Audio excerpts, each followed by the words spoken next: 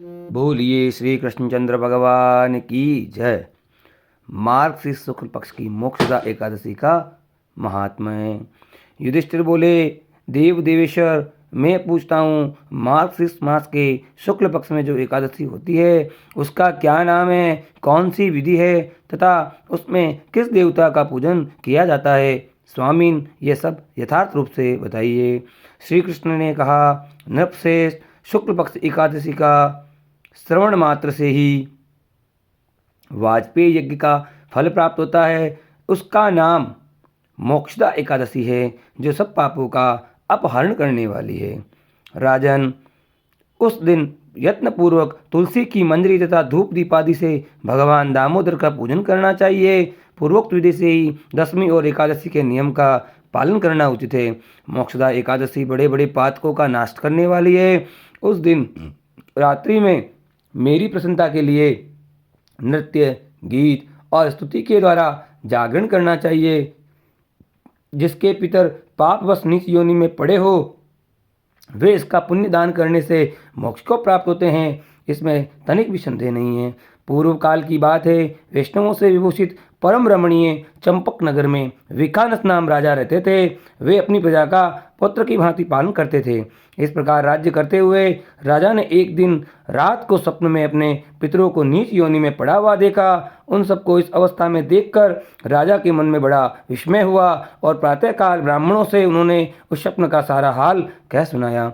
राजा बोले, ब्राह्मणों, मैंने अपने पितरों को नरक में गिरा देखा है। वे बारंबार रोते हुए मुझसे यूं कह रहे थे कि तुम हमारे तनुज हो, इसलिए इस नरक समुद्र से हम लोगों का उद्धार करो। द्विजवरों, इस रूप में मुझे पितरों के दर्शन हुए हैं, इससे मुझे चैन नहीं मिलता। क्या करूं, कहाँ जाऊं? मेरा हृदय ऊंघा जा रहा है।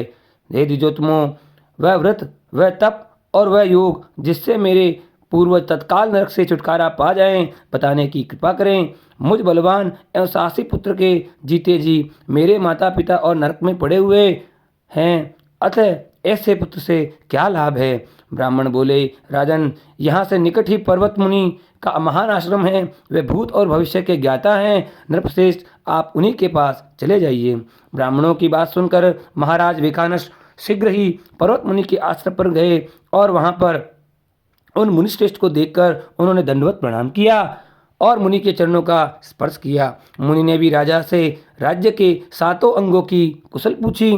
राजा बोले, स्वामीन, आपकी कृपा से मेरे राज्य के 7 अंग सकुशल हैं, किंतु मैंने स्वप्न में देखा है कि मेरे पितर नरक में पड़े हुए हैं। अतः बताइए, किस पुण्य के प्रभाव से उनको वहां से छुटकारा होगा? राजा की बात सुनकर मुनिश्रेष्ठ पर्वत एक मुहूर्त तक ध्यानस्थ रहे। इसके बाद वे राजा से बोले, महाराज, मार्गशीर्ष मास के शुक्ल पक्ष में जो मोक्षदा नाम की एकादशी होती है, तुम सब लोग उसका व्रत करो और उसका पुण्य पितरों को दे डालो। उस पुण्य के प्रभाव से उनका नरक से उद्धार हो जाएगा। भगवान श्री कृष्ण कहते हैं, युधिष्ठिर, मुनि की ये बात सुनकर राजा पुनः अपने घर लौट आए। जब उत्तम मार्गशीर्ष मास आया, तब राजा विकानस ने मुनि के कथनानुसार मोक्षदा एकादशी का व्रत करके उसका पुण्य समस्त पितरों सहित पिता को दे दिया। पुण्य देते ही क्षण भर में आकाश से पुष्पों की वर्षा होने लगी। विकानस के पिता पितरों सहित नरक से छुटकारा पा गए और आकाश में आकर राजा के प्रति ये पवित्र वचन बोले, बेटा, तुम्हारा कल्याण हो। यह कहकर वे स्वर्ग में चले गए। राजन, जो इस प्रकार कल्याणमयी मोक्षदा एकादशी का व्रत करता है, उसके पाप नष्ट हो जाते हैं और मरने के बाद वह मोक्ष प्राप्त करता है। यह मोक्ष देने वाली मोक्षदा एकादशी मनुष्यों के लिए चिंतामणि के समान समस्त कामनाओं को पूर्ण करने वाली है। इस महात्म्य के पढ़ने और सुनने से वाजपेयी यज्ञ का फल प्राप्त होता है। बोलिए श्री कृष्णचंद्र भगवान की जय। मोक्षदा एकादशी की जय।